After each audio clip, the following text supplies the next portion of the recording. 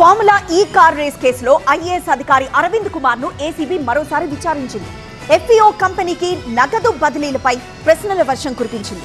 ఇంతకీ అరవింద్ కుమార్ విచారణలో ఏసీబీ ఎలాంటి విషయాలు రాబట్టింది?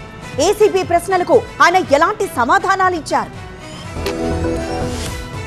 ఫార్ములా ఈ కార్ రేసు కేసులో ఏటుగా ఉన్న ఐఏఎస్ అధికారి అరవింద్ కుమార్ మరోసారి ఏసీబీ ఎదుట విచారణకు హాజరయ్యారు. ఫార్ములా ఈ రేస్ నిర్వహణ ప్రతిపాదనల గురించి అరవింద్ కుమార్ ను 6 గంటల పాటు ఏసీబీ ప్రశ్నించింది. రేస్ నిర్వహణ కోసం హెచ్ఎండిఏ నిధులు ఎందుకు చెల్లించారని క్వశ్చన్ చేసింది. సీజన్ 9 కి పూర్తి నిధులు చెల్లించకపోయినా రేస్ నిర్వహించడంపై ఆరా తీసింది. సీజన్ 9 చెల్లింపులు పూర్తి కాకుండానే సీజన్ 10 ప్లాన్ చేయడానికి గల కారణాలని అడిగి తెలుసుకుంది. లెటర్ ఆఫ్ ఇండెంట్ లో 10 సీజన్లకు ఒప్పందం చేసుకుని లాంగ్ ఫార్మ్ అగ్రిమెంట్ లో మాత్రం 4 సీజన్లకు ఎందుకు పరిమితమయ్యారని ప్రశ్నించింది. బ్యాంక్ గ్యారంటీ ఎలాంటి అండర్టేకింగ్ లేకుండా హెచ్ఎండిఏ నిధులు ప్రైవేట్ సంస్థకు ఎందుకు చెల్లించారంటూ అరవింద్ కుమార్ కు ఏసీబీ పలు ప్రశ్నల్ని సంధించింది. ఇప్పటికే ఫార్ములా ఈ కార్ రేస్ కేసులో నిధుల బదలాయింపుకు సంబంధించి అరవింద్ కుమార్ కీలక పాత్ర పోషించారని ఏసీబీ గుర్తించింది. హెచ్ఎండిఏ డైరెక్టర్ గా నిధుల్ని మళ్లించినట్టు ఆయనపై ఆరోపణలున్నాయి. క్రమంలోనే కేబినెట్ అనుమతి లేకుండా నిధుల్ని బదలాయించడంపై ఏసీబీ కేసు నమోదు చేసింది. కేసులో బీఆర్ఎస్ వర్కింగ్ ప్రెసిడెంట్ కేటీఆర్ ను కూడా ఇప్పటికే 2 సార్లు ఏసీబీ విచారించింది. కేటీఆర్ ఆదేశాల మేరకే నిధుల్ని రిలీజ్ చేశానని, తన వ్యక్తిగత ప్రమేయం లేదని ఇప్పటికే ఏసీబీకి స్టేట్మెంట్ ఇచ్చారు.